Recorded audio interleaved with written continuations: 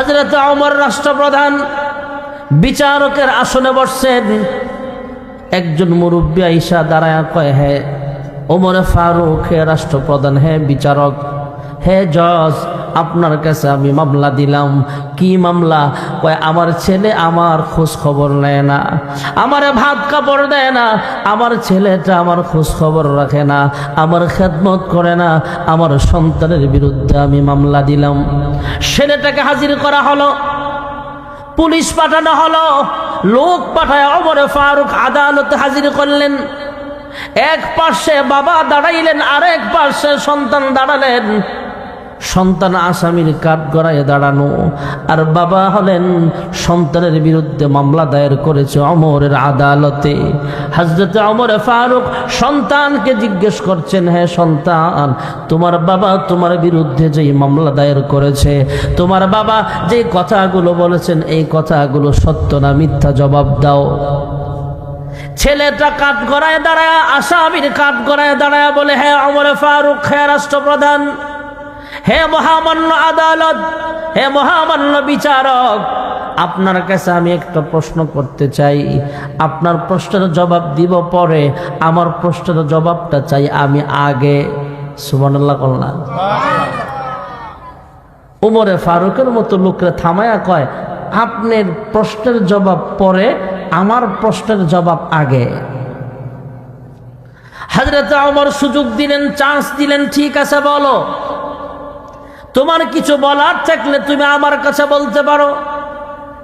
যুবক আসামির কাঠ গড়ায় দাঁড়ানো, যুবক ডাক দিয়া কয়, হ্যাঁ মহামান্য আদালত, শুধু বাবা সন্তান থেকে পাবে, পিতামাতার হক আছে, বিষয়টা কি এমন নাকি?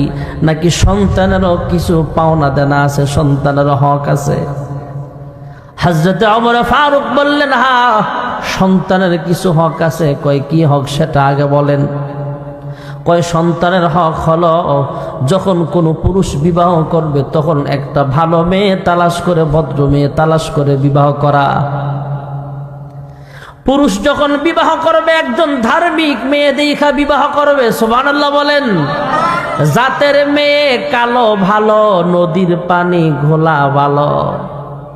সুন্দরী মেয়ে বিয়ে করে আনছে, এই সুন্দরী মায়া জামাইয়ের ওরাইন্দা ঠিক মতো খাওয়ায় না, শ্বশুর শাশুড়ির খেদমত তো দূরের কথা। এমন আছে না? নাই? সুন্দর দেখেই যে আমার ছেলে বিয়ে করামো, হুজুর একটা পাত্রী দেখেন, কেমন পাত্র? উঁচা লম্বা সুন্দর হ্যান্ডসাম, নায়িকার মতো চেহারা। কিন্তু এ কথা বলে না যে হুজুর শিক্ষিতা ধার্মিক, যেমনই হোক ধার্মিক, এটা আগে। নবী বলেন দিন আগে দেখবা, এরপরে সুন্দর, এরপরে দেখবা। আমরা সুন্দরটা আগে দেখি। দাদায় গেছে পাত্রী দেখতে, পাত্রী দেখতে গিয়া কি গো তুমি কি সূরা বলতে পারো? কোন রকম একটা সূরা কইছে। পাত্রীর জিগায়, কত ফজরের নামাজ কয় রাকাত? দাদিয়ে দূর থেকে দেখাই দিছে এমন দুই দেখাইতেছে, কিন্তু নাতিয়ে কয় 8 রাকাত। ফজরের নামাজের ফরজ কয় রাকাত? আর আসতে কয় 2 রাকাত। 8 রাকাত কইলে বিয়া থাকবো না ভাঙবো? আয় হায়, বিয়া গেছে ভাঙ্গা। দাদিয়ে পরে নাতিন কয়, কিরে নাতনি, এটা কাম করলে? আমি তোরে দেখাই দিলাম 2 রাকাত কইতে। বুড়ি তোমার আহল আছে, 8 রাকাত কই এই বিয়ে আটকাইতে রি না, 2 রাকাত কইলে তো আরো আগেই বিয়া ভেঙে যেত। এমন ফাত্রীও সমাজে আছে না? নাই? ওরা ফাত্রীকে দোষ দিন না, ফাত্রকেও দোষ আছে। নানায় গেছে নাতিনের লাগে ফাত্র চাইতে, ফাত্রের বহায়া সূরা কালাম জাফারে ফারছে, জিগায়, এ বেড়া বিয়ে করবা ঠিক আছে, নামাজ কালাম জানো? কহ। গোসলের ফরজ কয় রাকাত বলো দেখি? গোসলের ফরজ 3 রাকাত। রাইট আনসার, উত্তর সঠিক। কয় একটু জিগায় দেখি কি কি? জিগায় বলো দেখি, 3টা যে বললা, গোসলের ফরজ 3টা, গোসলের ফরজ কি কি বলো? সাবান, লুঙ্গি, তোয়াল্লা। এমন ফাত্রও আছে। এই জন্য পাত্র পাত্রী যখন দেখবেন তখন দিনদারিত্ব দেখা হবে আগে। হযরতে ওমর বলেন, বিবাহ করার সময় আগে দেখতে হবে পাত্রীটা কেমন, বিবাহ করার সময় দেখতে হবে পাত্রটা কেমন, দিনদার কিনা, ভদ্র কিনা, এরপরে দেখবো হ্যান্ডসাম কিনা, সুন্দর কিনা। প্রথম দেখতে হবে দিনদারিত্ব তার আছে কিনা। যত কোটিপতি হোক, সে তার ভিতরে যদি দিনদারিত্ব না থাকে, এই মেয়েটা সেই সংসারে কষ্ট পাবে। বহু ঘটনা আছে। আমি তো রাজধানীতে জমা পড়াই, আমার রায়ের বাগে এমন আছে কোটি কোটি টাকার মালিক, কয়েকটা বাড়ির মালিক, গাড়ির মালিক, গ্রাম থেকে একটা মেয়ে আনছে, এরপরও মায়াটা এই কোটিপতির বিল্ডিং এ থাকতে চায় না, জামার ভাত খাইতো না। এমন আছে না নাই? এই জন্য দিন দেখা আগে। হযরতে ওমর বলেন, বিবাহ করার সময় পাত্রীটা ধার্মিক কিনা সেটা দেখতে হবে। কারণ গাছ ভালো হইলে না ফল ভালো আসতো। মাঝে মাঝে আপনাকে মোগরাপাড় চৌরাস্তায় তো এমন পাওয়া যায়, আর থাকতেও পারে, শহরে বেশি এটা। মেয়ে যা সাজছে এর চেয়ে ডাবল সাজ সাইজা বের হয় মা। কোনটা চুরি কোনটা ফুরি বুঝাও যায় না, আছে না নাই? কোনটা মাইয়া কোনটা মাইয়ার মা এটা বোঝা যায় না। এরপরে দেখা গেছে মায়ের প্রস্তাব না দিয়া মায়ের মারে প্রস্তাব দিয়া হয়, এমন আছে না নাই? বহু আছে। পরে 5 জনের মা 6 জনের মা আবি ইস্তাফুলার লগে বাইজ্ঞা দিনাজপুর জায়গা, এমন আছে না নাই সমাজে? বেপরদার কারণে। জাতের মেয়ে কালো ভালো, যুবকেরা শুধু সুন্দর খোঁজো। এই সুন্দর বউড়া 3 মাইয়া হওয়ার পরে 3 ফোলা হওয়ার পরও আরেকজনের সাথে জায়গা। একদিন আমার সাথে এক ছেলে আইসা পরামর্শ করতেছে, হুজুর বিয়ে করতে চাই অমুক ফ্যামিলির মেয়েটাকে। আমি খোঁজ নিয়ে দেখলাম মেয়েটা ভালো না। যখন বলছি ভালো হবে না তোমার জন্য, তারপরও পাগল বিয়ে করবই। লাস্টে হেরে অন্যভাবে বুঝালাম, শোন মেয়ে দেখতে সুন্দর, পরিবার পয়সাওয়ালা, কিন্তু মেয়েটার চরিত্র ভালো না, এমন মায়া মনে হয় শোনার গো নাই। তা বলেন আছে না নাই? একটা সুন্দরী মেয়ে যদি চরিত্রহীন হয়, এর কারণে গ্রামের শত শত যুবক নষ্ট হয়, এমন নজির আমাকে বাংলাদেশে অহরহ আছে।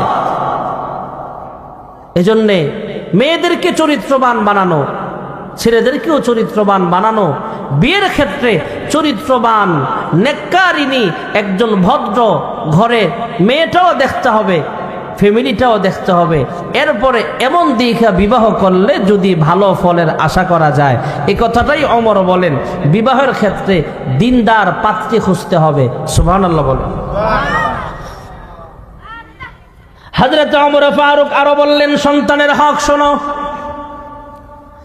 যখন সন্তান ভূমিষ্ঠ হবে, মায়ের গর্ভ থেকে দুনিয়ার জমিনে আগমন করবে, তখন ডান কানে আজান দেওয়া, বাম কানে একামত দেওয়া, এটা সন্তানের হক। আমরা অনেকেই ডান কানে আজান বাম কানে একামত দিতে চাই না, মনেও থাকে না। ডান কানে একামতের, ডান কানে আজানের শব্দগুলো শোনায়া দেওয়া, বাম কানে একামতের শব্দগুলো শোনায়া দেওয়া।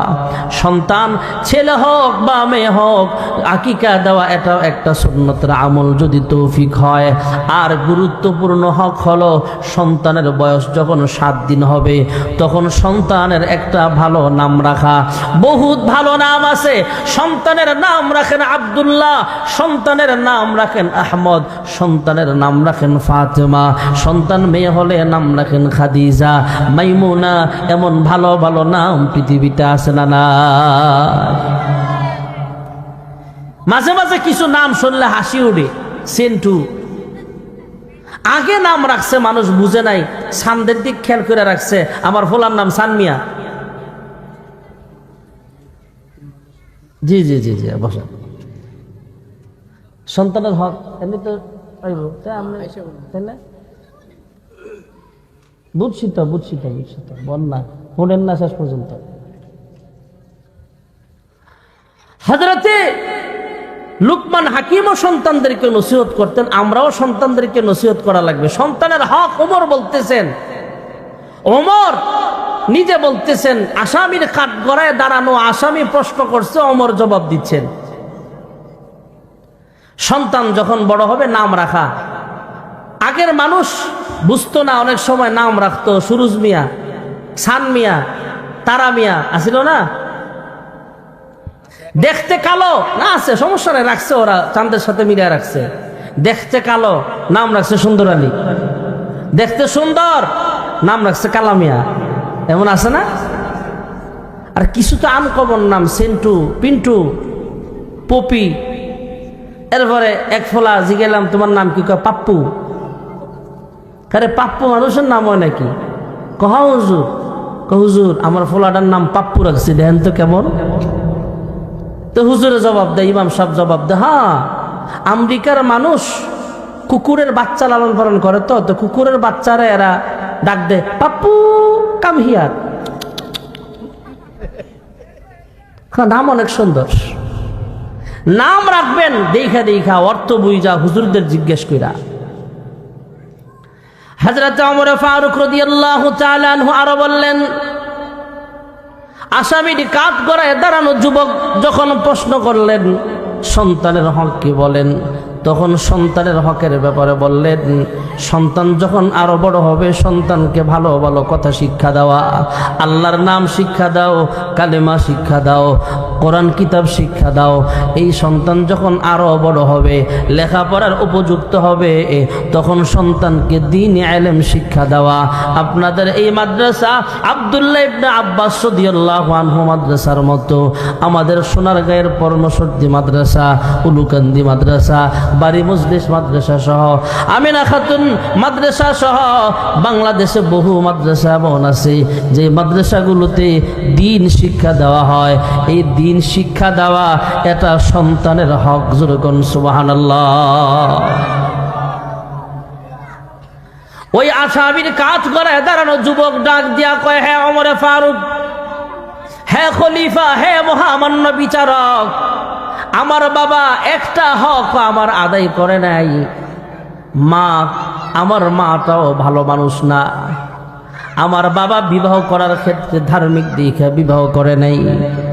আমার জন্মের পরে ডান কানে আজান, বাম কানে একামত দেয় নাই। 7 দিনের দিন আমার নাম একটা ভালো রাখে নাই। আমি যখন বড় হলাম আমাকে কোরআন কিতাব শিক্ষা দেয় নাই, দ্বীন শিক্ষা দেয় নাই। হযরত ওমর ফারুক সন্তানকে বেকসুর খালাস দিয়া বাবাকে কয়, আপনি আপনার সন্তানের হক আদায় করেন নাই, এই জন্য বড় হইয়া আপনার সন্তান আপনার হক আদায় করে না। এমন আছে না? না, তো সন্তানকে শিক্ষাও দেই না, সন্তানকে নসিহত করি না। ভাইরা আমার, হযরতে লুকমান হাকিম তার সন্তানদেরকে প্রথম নসিহত করলেন, লা তুশরিক বিল্লাহ, হে সন্তান, আল্লাহ তাআলার সাথে তোমরা শরীক করিও না। সন্তানকে কয়, হ্যাঁ সন্তান, আমার রিজিকের মালিক হলেন আমার আল্লাহ, আমার হায়াতের মালিক আল্লাহ, আমার লাইফের মালিক হলেন আমার আল্লাহ, আমার মরণ দেওয়ার মালিক আল্লাহ, আমার সব কিছুর মালিক আল্লাহ। গাছ বানাইছেন আল্লাহ, মাছ বানাইছেন আল্লাহ, আমার রিজিকের ব্যবস্থাও আমার আল্লাহ করেছেন, আমার অক্সিজেনের ব্যবস্থাও আমার আল্লাহ করেছেন। না চাইতেই যা নিয়ামত আমার আল্লাহ দিয়েছেন, সেই রবের ইবাদত করবা, ওই রবের সামনে মাথা নত করবা, ওই রবের সাথে কাউকে শরীক করবা না। আমরা ইবাদত করব একমাত্র, জোরে বলেন কার? হযরত মুসা আলাইহিস সালামের জামানায় একজন পাগল রাস্তার ধারে বইসা আল্লাহকে ডাক দিয়া কয়, আল্লাহ, তোমারে যদি সামনে পাইতাম তোমার সুন্দর কইরা সাবান দিয়া গোসল করায়া দিতাম, তোমার যদি সামনে পাইতাম ডলনি দিয়া ডইলা সাবান মাইখা তোমার শরীরটা সুন্দর কইরা ধুইয়া দিতাম, তোমারে গোসল করাইতাম সুন্দর কইরা, তোমার মাথায় সরিষার তেল দিয়া দিতাম। সুবহানাল্লাহ কন্যা। আল্লাহ কি গোসল করে? কথা বলেন, আল্লাহ কি সরিষার তেল ব্যবহার করে? পাগল বয়, আল্লাহ তোমারা যদি পাইতাম সুন্দর কইরা সাবান দিয়া ডইলা ডইলা সুন্দর কইরা ময়লাগুলো শরীরের পরিষ্কার কইরা দিতাম। আয় আল্লাহ, তোমারা যদি সামনে পাইতাম গোসলের পর শরীরটা গামছা দিয়া বইসা সুন্দর করে তেল মাইখা দিতাম, আমার হাতের চিরুনি দিয়া তোমার মাথার চুলগুলো সুন্দর কইরা আশ্রয় দিতাম। সুবহানাল্লাহ কন্যা। आशिकू का क्या मजा है, माशूकों से पूछियो, शाख गुल में क्या मजा है, बुलबुली से पूछियो। हजरत मूसा अलैहिस सालाम नरम नाকি गरम? गरम मानुष पागल रे धमक दिছে, এক পর্যায়ে ধমক দিয়া কয়, পাগল তুমি কি মনে করতেছ আমার আল্লাহ কি গোসলের মুখাপেক্ষী নাকি? একদম থাবড়ায়া সাফা ফাটায়ালাম। অনেক সময় আমরা এইভাবে ধমক দিই রাগ উঠলে।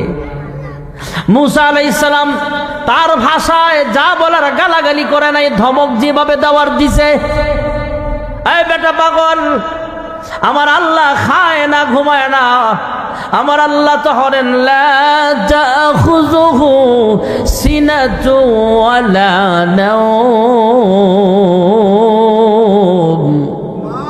আমার আল্লাহ ঘুমায় না, তন্দ্রাও যায় না। মুসা নবী ডাক দিয়া কয়, হে পাগল, আমার আল্লাহর গোসলের প্রয়োজন নাই, মাথা আশ্রাইতে হবে না, তেল দেওয়া লাগবে না, উল্টা পাল্টা কথা বলো কেন? সামনে থেকে সরে যাও। পাগল চলে গেল। মুসা পয়গম্বরকে মহান আল্লাহ তাআলা ওহী নাযিল করলেন, হে মুসা পয়গম্বর, আমি আল্লাহ তোমাকে নবী বানাইলাম, তোমাকে জমিনে পাঠাইলাম পথ বুলা মানুষগুলোকে পথের সন্ধান দেওয়ার জন্য। আমি আল্লাহ তোমাকে নবী হিসাবে জমিনে পাঠাইলাম অন্ধকারের মানুষগুলোকে আলোর সন্ধান দেওয়ার জন্য।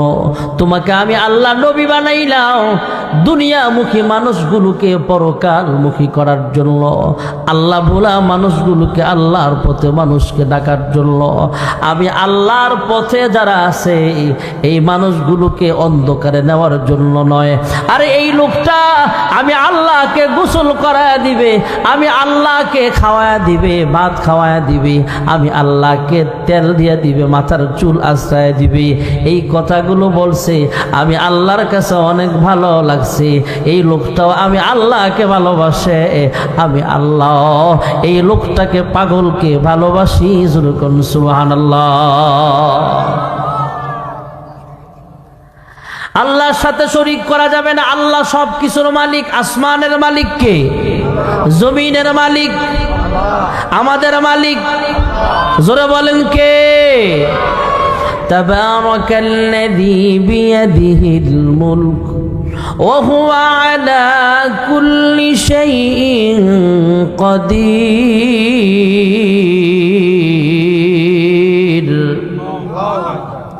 হযরত লুকমান হাকিম আলাইহিস সালাম বলতেছেন, হে সন্তান, আল্লাহ তাআলার হাতে সমস্ত ক্ষমতা, সমস্ত পাওয়ার। রাজনৈতিক জীবনেও আল্লাহর সাথে শরীক করবা না, আন্তর্জাতিক জীবনেও আল্লাহ তাআলার সাথে শরীক করবা না, ব্যক্তিগত জীবনেও আল্লাহ তাআলার সাথে শরীক করবা না। এই কপালটা আল্লাহর কুদরতি পায়ে সেজদা দিবা, মাজারে ঠেকাইবা না, অন্য মূর্তির সামনে মাথা নত করবা না। আমাদের দেশে এমন পীর আছে যে পীরের পায়ে মুরিদরা সেজদা দেয়, আছে না? না, পীর মারা গেছে, পীরের পায়ে সেজদা দিতে পারে না, কবরে গিয়া সেজদা দেয়, এমন আছে না? নাই। আবার যাওয়ার সময় গানও গায়, দয়াল বাবা কেবলা কাবায় আনার কারিগর, আনা বসায়া দেবর কবরের ভিতর, এমন আছে না? নাই। এটাকে আমরা মাঝে মাঝে আপডেট করে বলি, তোমার বাবা ভণ্ড বাবা, তোর বাবা ভণ্ড বাবা, লাগে আমার ডর, ফেরেশতারা গুরজু মারবে কবরের ভিতর বাবারে। ঠিক না বেটি? কলা গাছ খায় জিরে। আমাগো বাংলাদেশের কিছু কিছু মুসলমানের ইমান খাইছে ভণ্ড পীরে, আছে না? জোরে বলেন। আল্লাহর কুদরতি পায়ে সাজদা করবা, আমরা যারা মুরব্বী আছি, আমরা বা যারা বাবা আছি, সন্তানদেরকে বলবো মাজারে যায় সেজদা করবা না, পীরের পায়ে সেজদা করবা না, মসজিদে যাও আল্লাহ তাআলার কুদরতি পায়ে তোমরা সেজদা করবা। লুকমান হাকিম নসিহত করছেন, লা তুশরিক বিল্লাহ, আল্লাহ তাআলার সাথে তোমরা শরীক করবা না, তথা আল্লাহর প্রতি ঈমান আনা, কালেমার প্রতি দাওয়াত দিয়েছেন। যুলকুন সুবহানাল্লাহ। হযরত ইব্রাহিম পয়গম্বর আলাইহিস সালাম চন্দ্র দেখা মানুষকে শোনায়া শোনায়া বলতেছে, দেখো চন্দ্র উঠছে, আবার একটু পরে ডুইবা গেছে, এটা আমার খোদা হতে পারে না। যারা সূর্য পূজা করে এদের সামনে যায় কয়, সূর্য উঠছে আবার বিকালবেলা ডুইবা গেছে, এটা খোদা হতে পারে না। মূর্তি নিজের হাতে বানায়া মূর্তির সামনে আমরা মাথা নত করবো কেন? মূর্তি কোনদিন ভগবান খোদা হতে পারে না, আল্লাহ হতে পারে না, সৃষ্টিকর্তা হতে পারে না। যে আল্লাহ আসমান বানিয়েছেন, যে আল্লাহ চন্দ্র বানাইছেন, যে আল্লাহ সূর্য বানিয়েছেন, যে আল্লাহ আমার হায়াতের মালিক, যে আল্লাহ আমার মরণ দেওয়ার মালিক, যে আল্লাহ আমার রিজিক দেনেওয়ালা, তিনি হলেন রব্বুল আলামিন। সে আল্লাহর পায়ে সেজদা দেওয়া আমাদের দায়িত্ব। জোরে করুন সুবহানাল্লাহ। ঈমানের দাওয়াত দিয়েছেন। এর পরের আয়াতে বলতেছেন, ইয়া বুনাইয়া আকিমিস সালাতা ওয়া আমুর বিল মা'রুফি ওয়ানহা আনিল মুনকার ওয়াসবির আলা মা আসাবাক ইন্না যালিকা মিন আজমিল উমুর। লুকমান হাকিম তার সন্তানকে আরো নসিহত করলেন, হ্যাঁ সন্তান, নামাজ কায়েম করবা। নামাজ কায়েম করার অর্থ শুধু নিজে নামাজ পড়া এমন নয়, নিজে নামাজ পড়বা, অন্যকে নামাজের পথে দাওয়াত দিবা, এটা হলো নামাজ কায়েম। নামাজ কায়েম করো, নামাজ আদায় করো, কারণ 5 ওয়াক্ত নামাজ আমাদের উপরে আল্লাহ ফরজ করেছেন। নামাজের ভিতরে রবের গোলামিটা সম্পূর্ণ হয়। যুরকুন সুবহানাল্লাহ। লম্বা চূড়া নামাজের বয়ান করার সময় নাই, শুধু এ কথাটা বলি, নামাজের ভিতরে অন্যান্য ইবাদত নিহিত আছে। সুবহানাল্লাহ কোন মুসলমানরা, এই কথা বলো না, এই ছেলেরা আস্তে, সবাই কথা বলেন, আমি বলতেছি, চুপ থাকো, নাহলে বাজ্যা ঘুমাও, যাও, ডিস্টার্ব করো না। হ্যাঁ, আবার কথা ভাইয়েরা আমার, হযরতে লুকমান হাকিম নসিহত করতেছেন, নামাজ পড়ো, কারণ নামাজের ভিতরে অন্যান্য ইবাদতও পাওয়া যায়। এটি খেয়াল করে না, কষ্ট হইতেছে নাকি? আমি প্রথমেই বলছি, লোক 5 জন থাক, তারপরও বয়ান হবে, অসুবিধা নেই। আপনারা যখন বিরক্ত হইবেন তখন আমি শেষ করে দিব। যার সামনে যে দুষ্টামি করবে পিছিয়ে পড়াবেন, থামাইয়া দিয়ে একটু খেয়াল করে, তাহলেই হবে। নামাজের ভিতরে অন্যান্য ইবাদতও পাওয়া যায়, যেমন ইসলামের স্তম্ভ 5টা। প্রথম হলো কালেমা, বলেন প্রথম কি? এরপরে নামাজ, কি? রোজা, বলেন হজ, এরপরে মাশাআল্লাহ, এই সবাই মুখস্থ জানে। ওই গোসলের ফরজ লুঙ্গি, সাবান, তোয়াইল্লা, এটা শিখাই লেছিলাম না, এখন আসলটা শিখা যা বলবেন। গোসলের ফরজ 3টা, এটা মাদ্রাসায় শিখানো হয়, মাদ্রাসায় ভর্তি করাই দিবেন সব পোলাবেন। তাহলে গোসলের ফরজ 3টা, কয়টা? গড়গড়া শহীদ কুলি করা, নাকে পানি দেওয়া, সমস্ত শরীর, মাশাআল্লাহ। ওযুর ফরজ 4টা, এটাও মাদ্রাসায় শিখায়। মুখমণ্ডল, দুনো হাতের কনুই সহ, মাথা, দুনো পায়ের, মাশাআল্লাহ মাশাআল্লাহ, পারফেক্ট জবাব। যাক, ছাত্র দেখতে এলে বিয়ে মিস হইতো না।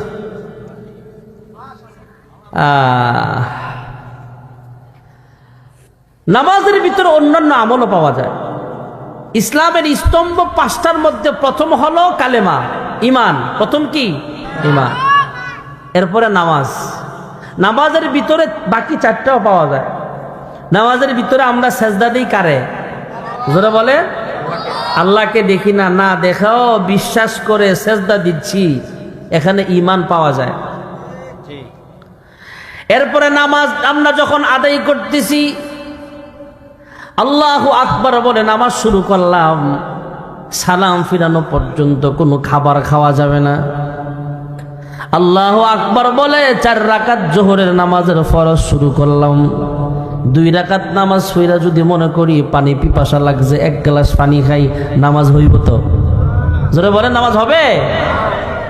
3 রাকাত নামাজ শেষ হওয়ার পরে মনে করছে ক্ষুধা লাগছে, পকেটে হাত দিয়া দেখে সোনা বুট আছে, বের করে খাওয়া শুরু করছে, নামাজ থাকবো? রোজা রাখা, সেহরি খাওয়ার পর থেকে নিয়ে ইফতার করা পর্যন্ত না খায়া থাকার নাম যেমন রোজা। আর নামাজ আল্লাহু আকবার বলে তাকবীরে তাহরিমা বলে নামাজ শুরু করলাম, নামাজের সালাম ফিরানো পর্যন্ত কোনো খাবার পানীয় পান করা যাবে না।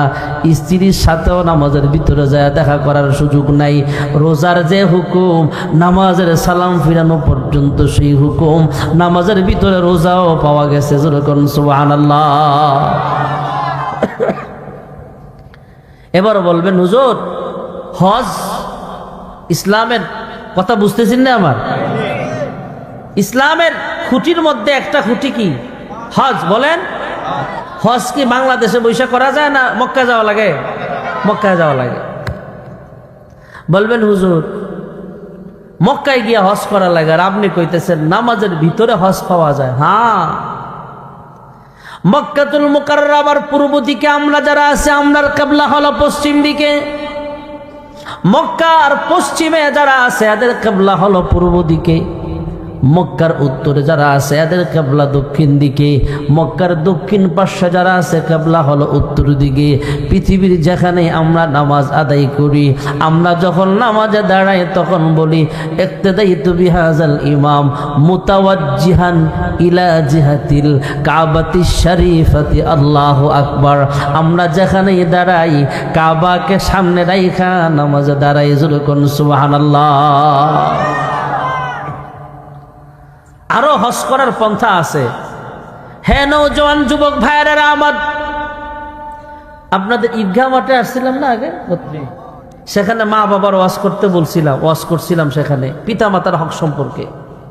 ওই এসাক ভাই ছিল সেখানে, পিতা মাতার হক সম্পর্কে সেখানে আলোচনা করেছিলাম। সেখানেও বলেছিলাম কেউ যদি পিতা মাতার চেহারার দিকে নেক নজরে তাকায়, কবুল হজ করার সব তার আমল নামায় লিখা হয়ে যায়।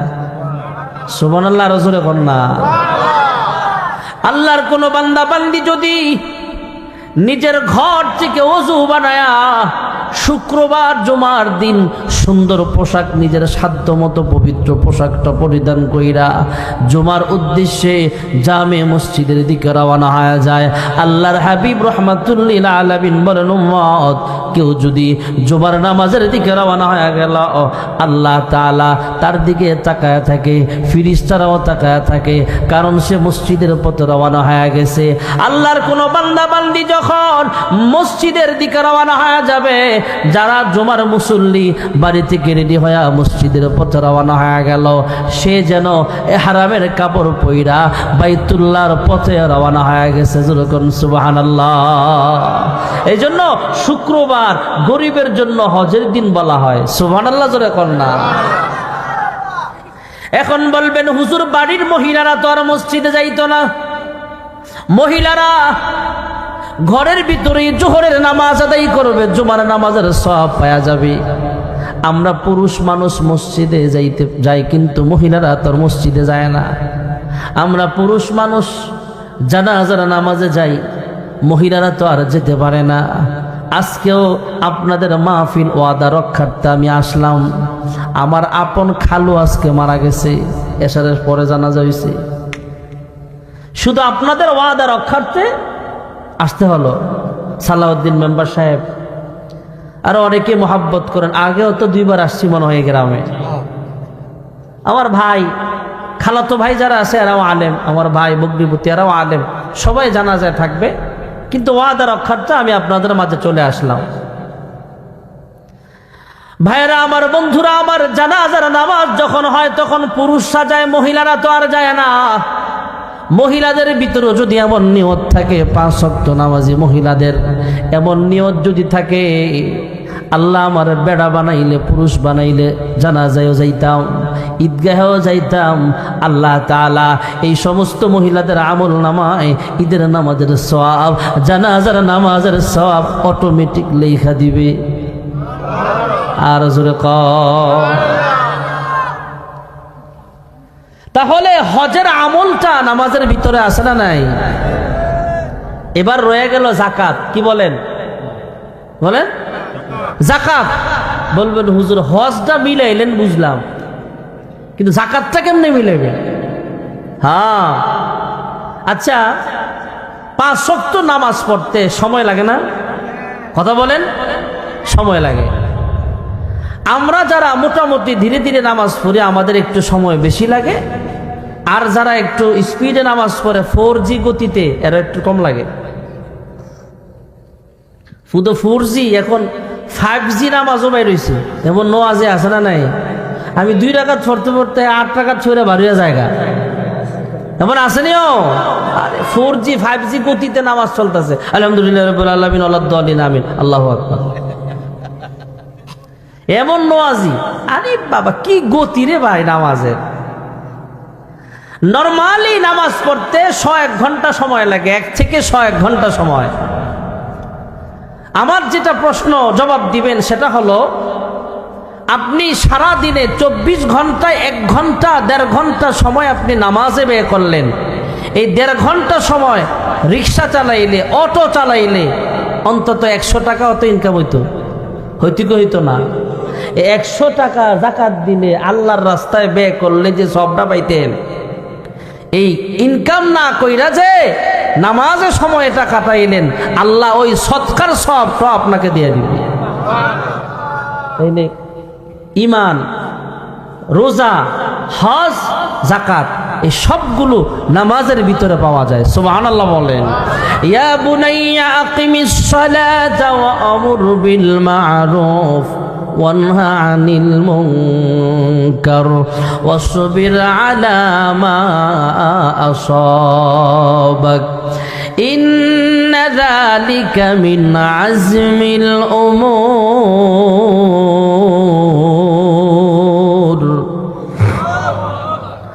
হযরতে লুকমান হাকিম সন্তানকে নসিহত করছেন, মানুষকেও নসিহত করতেন।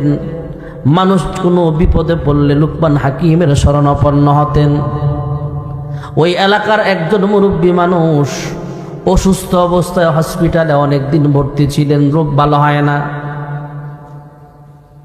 মুরব্বী মানুষ দীর্ঘদিন চিকিৎসাধীন অবস্থায় হাসপাতালে ছিলেন, রোগী ভালো হয় নাই। এক পর্যায়ে ডাক্তাররা ব্যর্থ হয়ে ডাক দেয়া কয়, চাচা আপনি বাড়ি চলে যান। ছেলেদের কানে কানে কয়া দেয়, আপনার আব্বা বেশি দিন বাঁচবে না, সর্বোচ্চ 2 মাস। এরপরে আপনার আব্বা দুনিয়া থেকে বিদায় হয়ে যাবে। যা পছন্দ করে খাইতে চায় খাওয়ায়া দেন। মুরব্বী শুইনা ফেলছে, দূর থেকেই ইশারায় বুঝা ফেলছে, এদের কথাবার্তায় মুরব্বী বুঝে ফেলেছে এই মুরব্বী আর বেশি দিন দুনিয়ায় লাস্টিং করবে না, হায়াত বেশি দিন নাই। হাসপাতাল থেকে রিলিজ দিয়া দিছে, নাম কাইটা বাইর করে দিছে। এই মুরব্বী বাড়ি যায়। বাড়ি যাওয়ার আগে সন্তানদেরকে কয়, আমার বাড়ি নিয়ে লাভ কি? আমি যেহেতু দুনিয়া থেকে বিদায় হয়ে যাব, আমার আর বাড়ি নিয়ে তোমাদের কি লাভ? মুরব্বী উল্টা পথে রওনা হয়েছে, মাথা ঠিক নাই। পথিমধ্যে আর কয়েকজন লোক বাজারের মোড়ের সঙ্গে দেখা হয়ে যায়। এই চাচা মন খারাপ কইরা কই যান? কয় আমি আর বাড়ি থাকবো না, কোথাও থাকবো না, অন্য দেশে চলে যাবো। আমার ভালো লাগে না। কয় কেন ভালো লাগে না? অনেক দিন চিকিৎসা করো, আমার রোগ বালা মুসিবত ভালো হয় নাই। হসপিটাল থেকে আমার নাম কাইটা পাঠায়া দিছে, রিলিজ দিয়া দিছে। আমি চইলা আসলাম, 2 মাস বা 1.5 মাস পরে আমার মরণ হয়ে যাবে।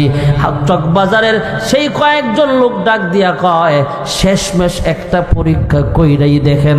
কয় কি পরীক্ষা? কয় শুনছিলাম অমুক এলাকায় একজন বড় আলেম আছে, যে আলেমের নাম হলো লুকমানে হাকিম। যেরকম সুবহানাল্লাহ। হ্যাঁ চাচা, হসপিটাল থেকে চলে আসছেন, অসুবিধা নাই। লুকমান হাকিমের কাছে যায় দেখেন কোনো চিকিৎসা পান কিনা। এই মুরব্বী ঠিকানা অনুযায়ী লুকমান হাকিমের কাছে যায় সালাম দিলেন, দরওয়াজার সামনে দাঁড়ায় সালাম দিলেন। লুকমান হাকিম সালাম গ্রহণ কইরা মেহমানকে ঘরে ঢুকাইলেন। লুকমান হাকিম মুরব্বীর কথা জিজ্ঞেস করছেন, মুরব্বী আপনার কি অবস্থা, কেন আসছেন, কোথা থেকে আসছেন, খোঁজ খবর নিলেন। মুরব্বী বিস্তারিত ঘটনা তার কাছে বর্ণনা করলেন। হ্যাঁ লুকমান হাকিম, এলাকার কয়েকজন মিলে আপনার ঠিকানা দিল, আপনার কাছে আসলাম। আমি হাসপাতাল ফেরত রুগী, আমার ডেট ওভার, আমার দুনিয়াতে আর বাঁচার বেশি দিন বাকি নাই। চিকিৎসায় আমার রোগ ভালো হচ্ছে না, রোগ দিনের দিন গাঢ় হচ্ছে, আরো বাড়তেছে। আপনার কাছে কোনো চিকিৎসা থাকলে আপনি চেষ্টা করে দেখতে পারেন। লুকমান হাকিম এই মুরব্বীর মাথা থেকে পা পর্যন্ত একটু নজর ঘুরাইলেন, একটু আলট্রাসাউন্ড করলেন, একটু এক্সরে করলেন, নজর ঘুরায়া ডাক দিয়া কয়, হ্যাঁ চাচা আপনার যে রোগ, এই রোগের ঔষধ আমার কাছেও নাই। এই কথা শোনার পরে চাচা মিয়ার মন ভালো হইব না খারাপ হইব? চাচার মন আরো ভীষণ খারাপ হয়ে গেল।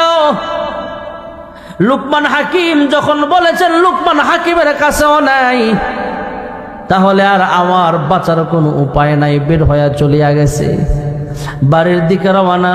বাড়ির কাছাকাছি যায় চিন্তা করলেন, 1 মাস 2 মাস বাঁচমু, এই কারণে আর বাড়ির যে আমার কি লাভ। যেহেতু মরার পরে গুরুস্থানে আমাকে দাফন করা হবে, বিশাল গুরুস্থান, বিশাল কবরস্থান। কবরস্থানে বড় বড় গাছ আছে, গাছের ছায়ার নিচে বৈশা সময় কাটাই, মরলে এখানে মানুষ আইসা দাফন করে চলে যাবে।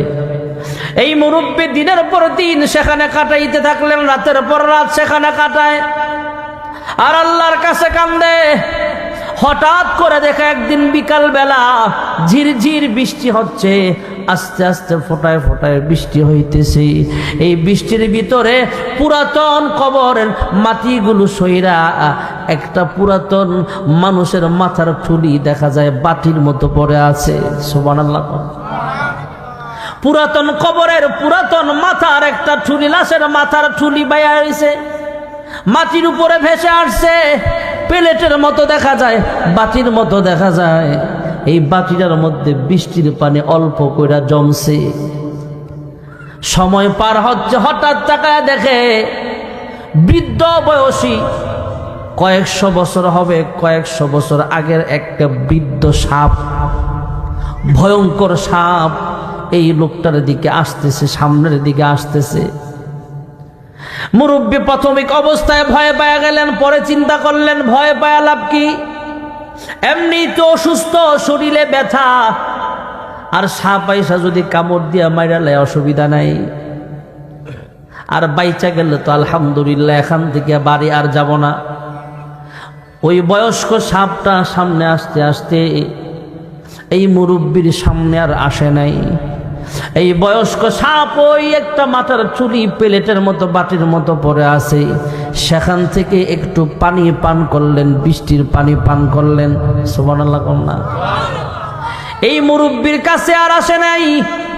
সাপটা পুরাতন কবরের মাথার চুলিতে যা পানি জমেছিল বৃষ্টির, ওই পানি পান কইরা একটু পানি পান করছে, আর তার ভিতর থেকে একটু পরিমাণ মতো বিষ সেই পানিতে ছাড়ছে। সুবহানাল্লাহ করনা। মুরব্বী গাছের নিচে বৈশা বৈশা দেখছে সাপ চইলা গেছে। মুরব্বী চিন্তা করছে, অনেকক্ষণ পরে ব্যথা যখন শরীরের বাইরে গেছে, সাপ আমাকে মারতে পারে নাই, তাহলে সাপ যে একটু বিষ ছাড়ছে আর যন্ত্রণায় ভাল লাগে না। ভালো লাগছে যে না, কষ্ট যন্ত্রণা সহ্য করতে পারতেছি না, আমি যাই। ওই যে বৃষ্টির পানির ভিতরে বয়স্ক সাপ একটু বিষ ছাড়ছে, এই বিষাক্ত পানিটা যদি আমি পান করে ফেলি তাহলে আমার মরণটা তাড়াতাড়ি হয়ে যেতে পারে। এই ভাইবা এই মুরব্বী ওই মাথার ঠুলি পরে আছে, ওই মাথার ঠুলির ভিতরে বিষাক্ত সাপের বিষ ছাড়ছে যে পানিটা, ওই বিষাক্ত পানিটা হাতের মধ্যে নিয়া তথা ওই মাথার ঠুলিটা প্লেটের মধ্যে হাতে নিয়া এইভাবে বৈশা পানিটা পান কইরা আবার গাছের নিচে যায় বৈশা গেছে। কিছুক্ষণ পর মুরব্বী অনুভব করতে পারছে, রে আমি তো মরি নাই, উল্টা মনে হচ্ছে আমার শরীরের সব রোগ আমার আল্লাহ ভালো করে দিয়েছে। আর জোরে কোন সুবহানাল্লাহ। এই মুরব্বী যখন অনুভব করতে পারলেন আমি সুস্থ, এবার মুরব্বী ডাক্তারের কাছে আর বাড়িতে না যায়, আগে গেছে লুকমান হাকিমের বাড়ি, আগে হুজুরের বাড়ি যায়, কয় হে মোল্লা, হে হুজুর, তুমি না আমারে ঘর থেকে বের করে দিয়েছিলা, লুকমান হাকিম আপনি আমাকে আপনার দরজা থেকে বিদায় করে দিয়েছিলেন, বলেছিলেন আপনার কাছে ঔষধ নাই। বিস্তারিত ঘটনা বললেন। ঘটনা শোনার পরে লুকমান হাকিম ডাক দিয়া কয়, হ্যাঁ চাচা, আমি তো এ কথা বলি নাই যে আপনার মরণ হয়ে যাবে, এ কথা বলি নাই যে কোথাও আপনার ঔষধ নাই, শিফা নাই। আমি এতটুকু বলেছি, আপনার মাথা থেকে পা পর্যন্ত আমি যখন পরীক্ষা করেছিলাম, আপনার যখন আল্ট্রাসাউন্ড করেছিলাম, আমার চোখের মেজাজ দিয়ে, আমার মেধা দিয়া, আমার মেধাটাই আল্লাহ কম্পিউটার চাইতে বেশি পাওয়ার বানায় দিছে। আমি পরীক্ষা করে দেখলাম আপনার শরীরে যে রোগ আছে, বিমার আছে, অসুখ আছে, এই অসুখের শিফা হলো, ঔষধ হলো পরিমাণ মতো একটু বৃষ্টির পানি লাগবে।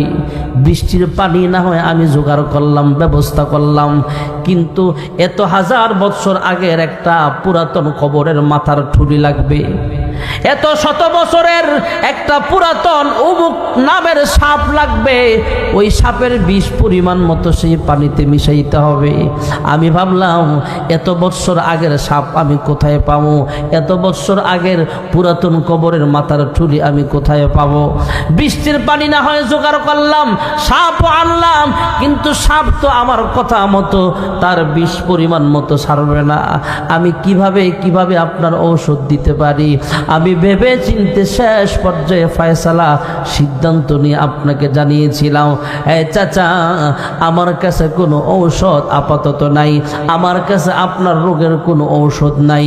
এই কথা শুই না আপনি কবরস্থানে চলে গেলেন, সেখানে মহান রব্বে কারীম পুরাতন মাথার ঠুলির ব্যবস্থাও করেছেন, বৃষ্টি নাজিল করেছেন, বৃষ্টির পানির ব্যবস্থা হয়েছে, বয়স্ক সাপ আসছে, ওই বয়সের নির্দিষ্ট বয়সের সাপ আসছে, ওই সাপটাও মহান রব্বে কারীমের হুকুমে পরিমাণ মতো পানি পান কইরা অল্প একটু বিষ সে পানিতে ছাড়ছে।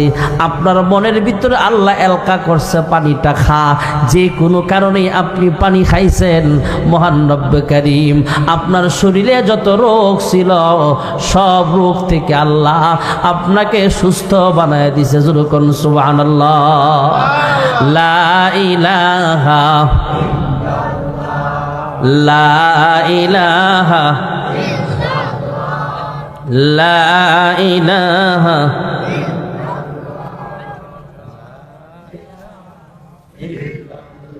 মোহাম্মত জোরে জোরে লা ইলাহা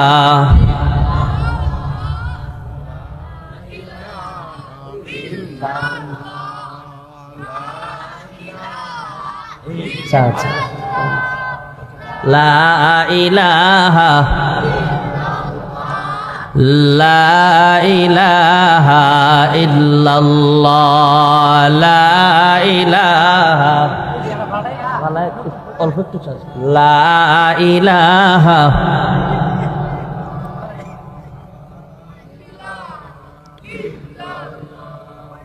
লা ইলাহা ইল্লাল্লাহ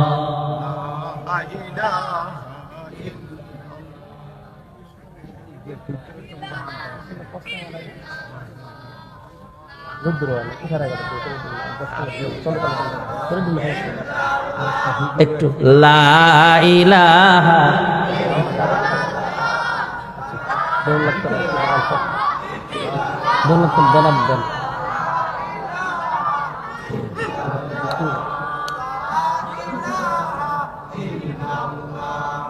লা ইলাহা अल्लाह अल्लाह के मुबारक नाम है, अल्लाह अल्लाह के मुबारक नाम है, अल्लाह अल्लाह आशिकों का काम है, आशिकों का क्या मज़ा है। माशूकों से पूछियो शाख गुल में क्या मज़ा है, बुलबुली से पूछियो ला इलाहा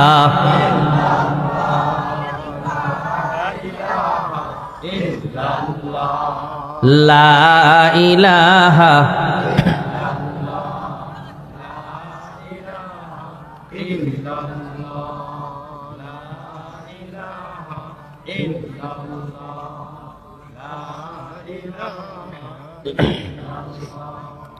ला इलाहा ला इलाहा इल्लल्लाह मुहम्मदुर रसूलुल्लाह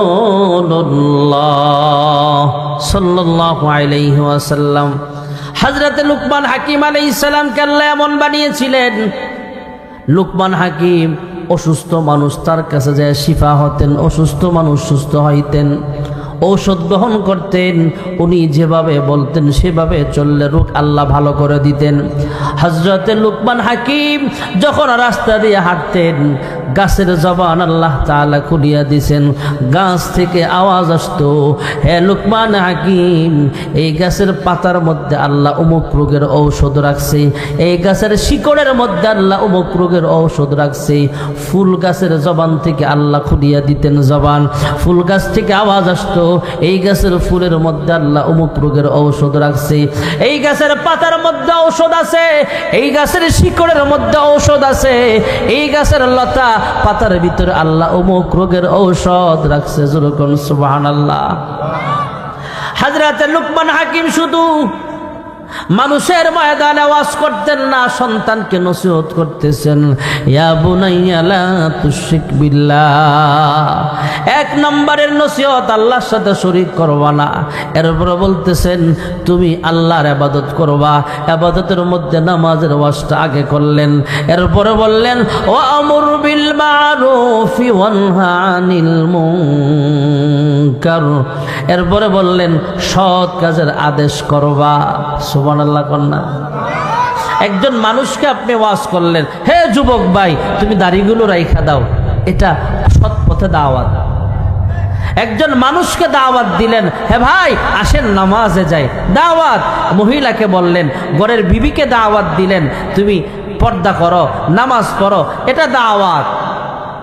সৎ কাজের আদেশ, সৎ কাজের আদেশ, অসৎ কাজের নিষেধ করতে গেলে কিছু বিপদের সম্মুখীন হওয়া লাগে মাঝে মাঝে। মসজিদে ইমাম সাহেব যখন নামাজের ওয়াজ করে মুসল্লিদের কাছে খুব মজা লাগে, রোজার ওয়াজ করলে তাও মজা লাগে, হুজুরে জিকিরের ওয়াজ করলে জাকিরিনরা কান্দে, হুজুরে আধ্যাত্মিক ওয়াজ করলে ইসলাহি বয়ান করলে অনেক মজা লাগে। হুজুর যখন অ্যান্টিবায়োটিক দেয়, কয় ঘুষ খায়েন না, সুদ খায়েন না, সুদখোর ঘুষখোররার চুলকানি শুরু হয়ে যায়। হুজুর যখন বয়ান করে দুর্নীতি কইরেন না, রাস্তায় রডের বোতলে বাস দিয়েন না, তখনই আমাদের রাজনীতিবিদদের মাথা হেট হয়ে যায়। আছে না নাই? আমার ওয়াজ যারা শোনেন আপনারা ভালো করে জানেন, কিছু কথা যেগুলো বলি এগুলো আমরা ওই বিগত 16 বছরও বলছি। এমন না যে 2024-এর 5 আগস্টের আগে পালায়া আসিলাম, এখন পালানো থেকে সামনে আইসা আপনাদের এমন কথা বলতেছে। আগেও বলছি, এখনো বলি, আমাদের মসজিদের ভিতরে জুতাচোর ধরা খাইলে গণপিটুনি দেয়। দেশে অনেক চোর আছে, কিছু তো পালাইছে, কিছু এখনো দেশে আছে যারা জুতা চুরি করে না, রড চুরি করে না, এসি রুমের ভিতরে বৈশা বৈশা কলমের গুতায় জনগণের রক্ত আর ঘামের পয়সা চুরি করে। এক জায়গায় গেছি, কয় হুজুর আমগো চেয়ারম্যানে 10টা লেপটিন খাইয়া নিছে। লেপটিন ছিলেন, বাথরুম খাইয়া নিছে। আমি কই তা কি কন, বাথরুম লেপটিন আবার খায় কেমনে? হুজুর বুঝেন নাই? কয় কি বুঝতাম কন? কয় হুজুর আপনার খুইলা কইতেছি। আমি কই খুইলা এই কন, বুঝাইয়া কন। কয় হুজুর 10টা লেট্রিন গরিবদের দেওয়ার লেগা স্যানিটারি লেট্রিনের বাজেট আইছিল, এই টাকাটা চেয়ারম্যানে মাইরা দিছে। এমন আছে না নাই? দুর্নীতির আখড়ায় বসে জাহির করে জ্ঞান, দুর্নীতির আখড়ায় বসে জাহির করে জ্ঞান, কলম দিয়ে কামায় টাকা আবার ধরে সাধুর ভান। ওরা শিক্ষিত শয়তান, ওরা শিক্ষিত শয়তান। ঠিক কিনা ভাইরা আমার, বন্ধুরা আমার, হক কথা বলতে গেলে সৎ কাজের আদেশ দিলে কিছু মানে, কিন্তু অসৎ কাজের নিষেধ করতে গেলে ইমামের চাকরিও চলে যেতে পারে। সুদখোর সভাপতি ইমাম সাহেবের চাকরি না করে দেয়।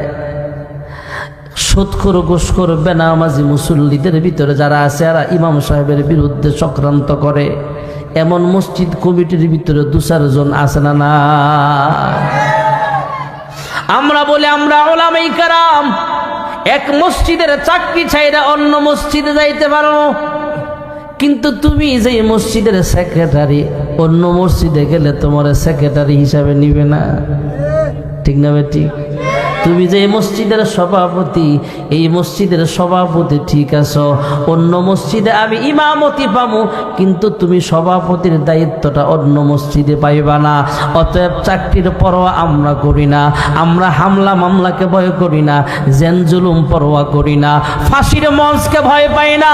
আল্লামা সাইদি রহমাতুল্লাহ আলাইহি ফাঁসির মঞ্চকে ভয় পায় নাই, আল্লামা জুনায়েদ বাবু নগরী রহমাতুল্লাহ আলাইহি ফাঁসির মঞ্চকে ভয় পায় নাই, সাহাবায়ে কেরাম মৃত্যুকে পরোয়া করে নাই।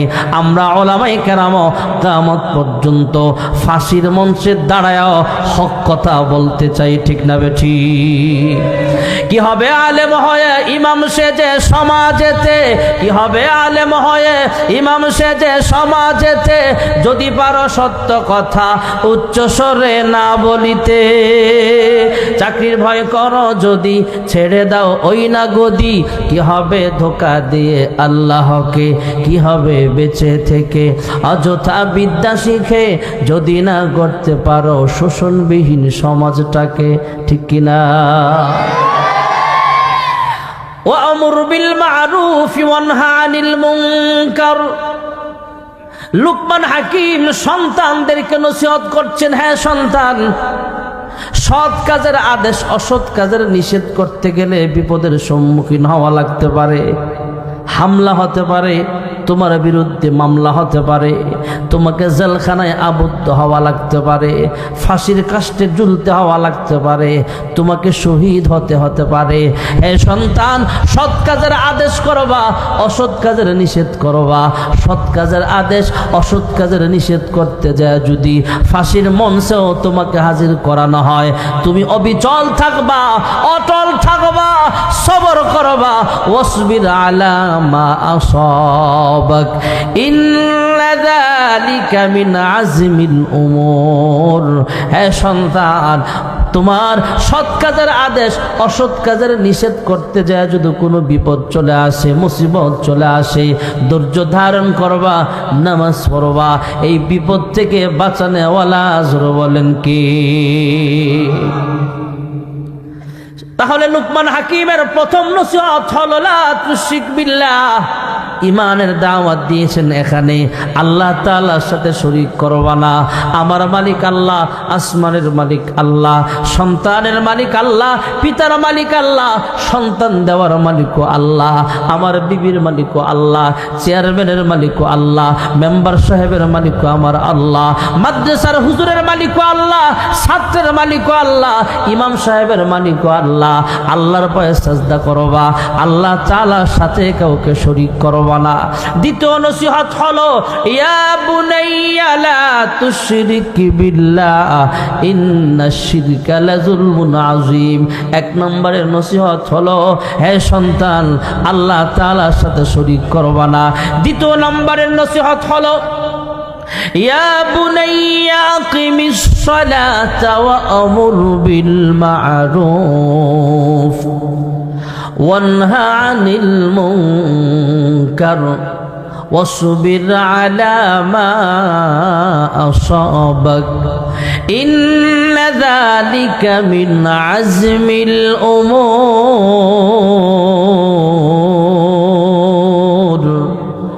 হযরত লুকমান হাকিম নসিহত করলেন, 2 নম্বরের নসিহত নামাজ পড়বা, নামাজ কায়েম করবা। 3 নম্বরের নসিহত হলো হে সন্তান সৎ কাজের আদেশ করবা। 4 নম্বরের নসিহত হে সন্তান তুমি অসৎ কাজের নিষেধ করবা। কেউ বয়া বয়া গাঞ্জা খাইতেছে, কয়েকজন মিললে করে বাধা দিবা, বাধা না মানলে পিটাইবা। আছে না নাই? গাঞ্জাখোর মনে হয় সোনার গায়ের মধ্যে নাই। আমাকে মুস্তাক ফয়েজি সুন্দর করে কয় গাঞ্জা খায় আঞ্জা দিয়া, গাঞ্জা খায় আঞ্জা দিয়া। কয় খাইতে খাইতে খাইতে খাইতে কয় হুজুর আমাকে ফোলায় বাবা খায়। আরে বাবা কি? কয় এক বাবা রে বাবাটা হে আরেক বাবা খায়। বাবা ঘোর সমাজ আছে না নাই? বালা করে দিবেন, বালা করে 2-1টা সবগুলোরে নষ্ট করে। অসৎ কাজের নিষেধ এটাকেই বলে মুসল্লি নামাজ পড়ে শুধু আইটা যায় আর পাশে বয়া ফোলাফানে গাঞ্জা খায়, মুসল্লিরা কিছু কয় না।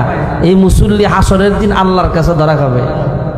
4-5 জনে মিললে এদেরকে অ্যাটাক করেন, বাধা দেন, বুঝান, না বুঝলে এদেরকে প্রয়োজনে প্রহার করেন, প্রশাসনের হাতে তুইলা দেন। তারপরও সমাজকে মাদক মুক্ত করা চাই, ঠিক না বেঠিক যোগে বলে? ভাইয়েরা আমার, বন্ধুরা আমার, অসৎ কাজের নিষেধ করবা এটা একটা নসিহত। লুকমান হাকিম সন্তানকে আবার নসিহত করতেছে, গাঞ্জাখোররে মারতে গেলে গাঞ্জাখোররা মিল কিন্তু আপনারা বিপদে ফালায়া দিতে পারে। ইয়াবাখোররে মারতে গেলে বাধা দিতে গেলে এরা মিলা কিন্তু আপনার বিরুদ্ধে চলে যেতে পারে। ঘুষের বিরুদ্ধে ওয়াজ করছেন, ইমামের চাকরি চলে যেতে পারে। এই বিপদ যখন চলে আসবে, এই বিপদের সময় ধৈর্য ধারণ করবা, সবর করবা, বিপদ থেকে বাঁচাবেন। জোরে বলেন কি? তাহলে লুকমান হাকিমের 5টা নসিহত আমরা শুনলাম। আমরা আমাদের সন্তানকে নসিহত করব। সন্তানকে নসিহত করতে গেলে এই সন্তানকে ভালো বানাতে হলে প্রথমে বলেছিলাম হযরত ওমর ফারুক বলেন সন্তানের ভালো একটা নাম রাখা, সন্তান বড় হলে দ্বীনে ইলম শিক্ষা দেওয়া। দ্বীনে ইলম শিক্ষা দেওয়ার জন্য এমন মাদ্রাসার দরকার আছে না নাই? এই কথা বলেন না, বয়ান আরো চলবে। বল, হযরতে লুকমান হাকিম জায়গা বিরক্ত হয়ে যায়, ঘুমান, অসুবিধা নাই। রাত্র কটা বাজে? 12টা পর্যন্ত বাংলা বাজার আড্ডাই তো মারে। বলা ভাই চিনি না আপনাদের? আমি আমার বাড়ি কুমিল্লা, সোনারগাঁও, আমি ভালো করেছি। হযরতে লুকমান হাকিম সন্তানকে নসিহত করছেন। এখন সন্তানকে ভালো বানাতে হলে মাদ্রাসার দরকার আছে না নাই? দোয়া হয়ে যাবে আপনাদের জন্য। মনে হয় দোয়ার পরে মেহমানদারিও আছে। হ্যাঁ, মাশাআল্লাহ মাশাআল্লাহ। বাড়ির যায় আর ডিস্টার্ব করা লাগতো না, যা খাওয়ার এখানতে খায়। মোরগ পোলাও, আল্লাহু আকবার। আরে কয় কি? আমরা আগে কইবেন না, তাহলে তো আরো 1 ঘন্টা ওয়াজ করতে হবে। চিন্তা করছেন অবস্থাটা? আচ্ছা ঠিক আছে, দোয়া হয়ে যাবে অল্প সময়ের ভিতরে, আপনাদের বিরক্ত করব না। দোয়া হয়ে যাবে। আপনারা আমার মহাব্বতের মানুষ, অল্প সময়ে বসেন। মাদ্রাসার কালেকশন হয়েছে আগে, আমার আগেও হুজুর কালেকশন করছেন। অনেকে আছে দোয়ার আগে হুজুরের হাতে দেওয়ার নিয়ত আছে, এমন কেউ আসেননি।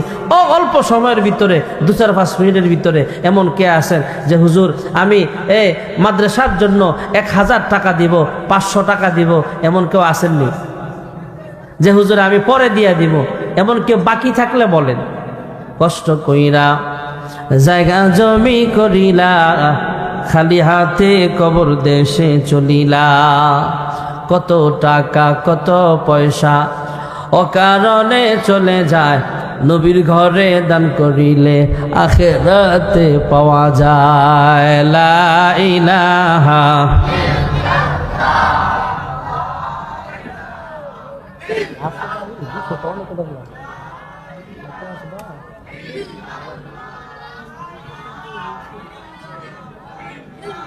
হালকা লাফি করছেন না,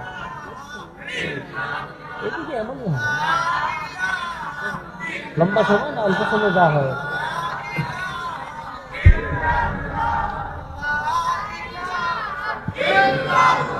والصلاة والسلام على أشرف الأنبياء والمرسلين وعلى آله وأصحابه أجمعين. ربنا ظلمنا أنفسنا وإن لم تغفر لنا وترحمنا لنكونن من الخاسرين. يا رب العالمين يا أكرم الأكرمين. ওগো মালিক, গভীর রজনীতে আমি গুনাহগার, তোমার কতগুলো আশিকিন শাকিরিন বান্দা বান্দি নিয়ে তোমার শাহী দরবারে দুইটা হাত বাড়ায়া দিলাম।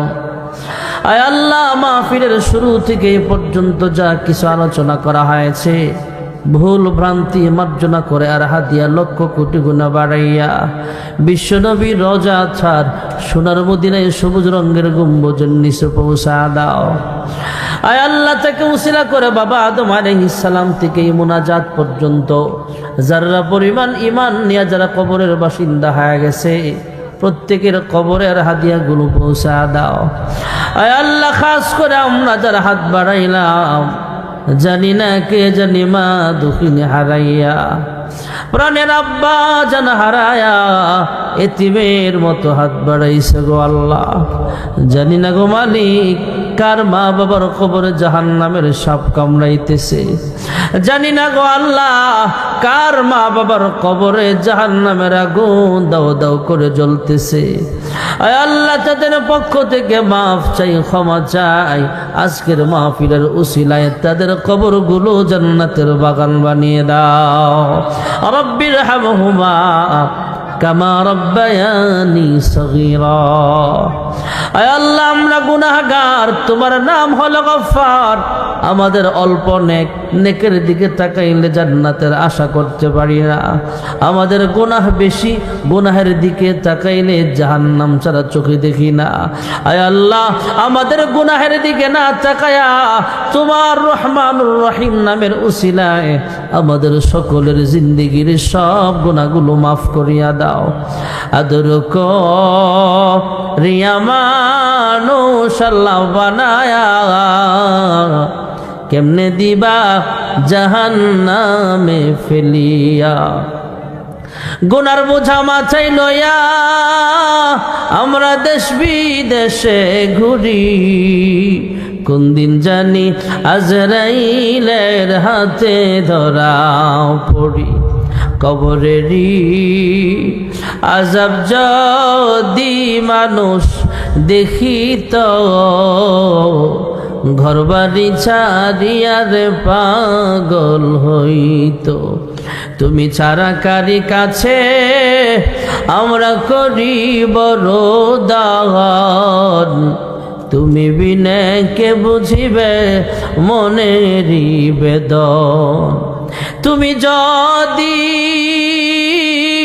মাফ না করো আল্লাহ বান্দারে, বলো তোমার বান্দা যাবে কার কাছে। আয় আল্লাহ, দুনিয়ার ভিক্ষুক এক দরজা থেকে ফিরাইয়া দিলে অন্য দরজায় যাওয়ার সুযোগ আছে। আমরা একমাত্র তোমার দরজার ভিখারি গো মাওলা, ফিরাইয়া দিও না। আমাদের আর যাওয়ার মতো কোনো জায়গা নাই। তুমি ছাড়া আমাদের মাফ করনেওয়ালা আর কেউ নাই, তুমি ছাড়া আমাদের রিজিক দেনওয়ালা আর কেউ নাই। আয় আল্লাহ, হালাল রিজিকের খাজানা বুলন্দ করিয়া দাও। আমাদের সকলের জিন্দেগির সব গুনাহ খাতাগুলো মাফ করিয়া দাও। আয় আল্লাহ, যারা টাকা দিয়া পয়সা দিয়া সুপরামর্শ দিয়া মাহফিলের ইন্তজাম করেছে, মাদ্রাসার খেদমত করতেছে, প্রত্যেকের মনের নেক আশাগুলো পূরণ করিয়া দাও। আয় আল্লাহ, অনেক ছেলে মেয়ে বিবাহের উপযুক্ত আছে, নেককার পাত্র পাত্রীর ব্যবস্থা করিয়া দাও। আয় আল্লাহ, অনেক বিবাহ করেছে কিন্তু সন্তান হয় না। তুমি আল্লাহ একমাত্র সন্তান দেওয়ার মালিক, নেক সন্তানের বাবা মা হিসেবে তুমি কবুল আর মঞ্জুর করিয়া নাও। রব্বি হাবলি মিনাস সালিহিন, রব্বি হাবলি মিনাস সালিহিন। আয় আল্লাহ, জানি না আজকের মাহফিল কার জন্য জানি জীবনের শেষ মাহফিল হয়ে যাবে। আয় আল্লাহ, কত মানুষ দুনিয়া থেকে বিদায় হয়ে যায়। আজকেও আমার খালু জান দুনিয়া থেকে বিদায় হয়ে গেল। আমরা অনেক মুরব্বী ওলামায়ে কেরামদেরকে হারাইছি। আমার শেখ, আমার উস্তাদ মুফতি হাতেম সাহেব দুনিয়া থেকে বিদায় হয়ে গেছে। এই সোনারগাঁয়ে অনেক ওলামায়ে কেরাম দুনিয়া থেকে বিদায় হয়ে গেছে। আয় আল্লাহ, মুরব্বী ওলামায়ে কেরাম সহ আমাদের আত্মীয় স্বজন যারা কবরে আছে, এদের কবরগুলো জান্নাতের উঁচু মাকাম দান করিয়া দাও। আয় আল্লাহ, জানি না কোন দিন জানি আমাদেরও কবরের ডাক চলে আসে, কোন দিন জানি মালাকুল মউত আজরাইল আমার সামনে হাজির হয়ে যায়। আমার দেহ থেকে যখন রূহটা আলাদা হয়ে যাবে, কিছু মানুষ মাইকে আলান দিবে, কয়েকজন বাঁশঝাড়ের বাঁশ কাটবে, কয়েকজন কাফনের কাপড় প্রস্তুত করবে, মশারি টানায়া বড়ই পাতার গরম পানি দিয়া জীবনের শেষবারের মতো গোসল দিয়া দিবে, মার্কিন সাদা কাপড়ে পেঁচায়া আমাকে কবরের বাসিন্দা বানায়া দিবে। আয় আল্লাহ, মার্কিন সাদা কাফনে জড়াইবার আগে ইহরামের দুইটা কাপড় জড়ায়া লাব্বাইক লাব্বাইক বলে বলে তোমার ঘর খানায় কাবার সামনে হাজিরা দেওয়ার তৌফিক নসিব করিয়া দাও।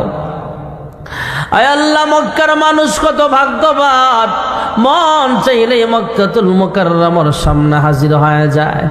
মদিনার মানুষ কত ভাগ্যবান, মন চাইলে মদিনাতুল মুনাওয়ারার সামনে হাজির হয়ে যায়। আমরা কপাল পোড়া ৬০০০ কিলোমিটার দূরের মানুষ, কিন্তু মন কান্দে বারবার মক্কায় যাইতে, মদিনায় যাইতে।